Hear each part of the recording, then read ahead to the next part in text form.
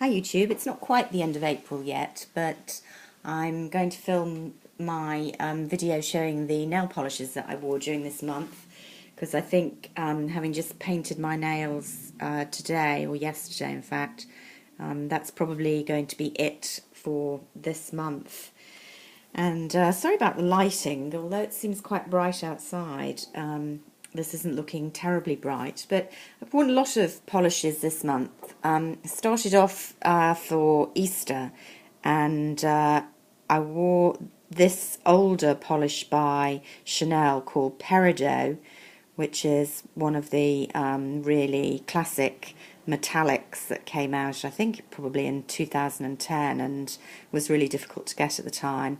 I don't wear it a lot, although it's the most beautiful shade, because it is this kind of goldeny green, which is quite difficult to match with things, and I think it's got to be with the right clothes or else it can look a bit ugly. But I was wearing a particular evening dress in this shade, so I wanted to wear this when I went away. So that was my Easter colour this year, that was Peridot. And then when I had to take that off while I was away, I chose a similar sort of shade.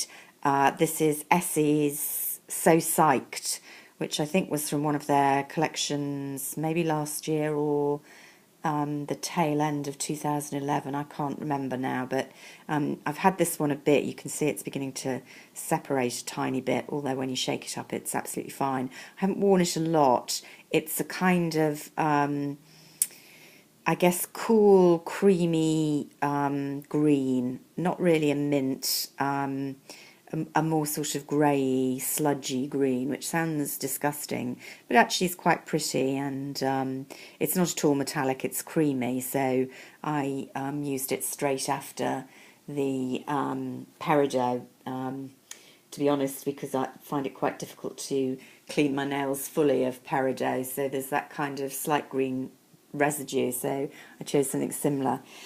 Then I went into the reds and pinks, and appropriately enough, the next one I went for was April, which was last year 2012's spring collection from Chanel. And this is a beautiful reddy pink, or pinky red, I guess. Really, really pretty on, and quite a dark colour, I guess, to wear when we're thinking of wearing light springy pinks, but the weather was still pretty awful at the beginning of April, so that was a kind of appropriate spring compromise, and I enjoyed getting that one out again. And then I think we had one day of sunshine when I was having my nails done, and I really wanted to go for it.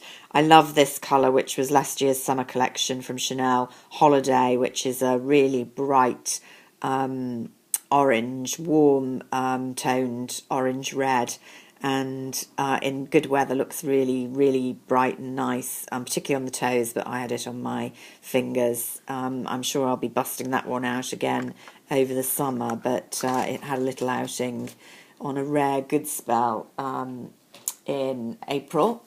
And then I went for a real cheapie that I got in the drugstore, one of the Jelly High Shines by Barry M. I think I showed them in a haul.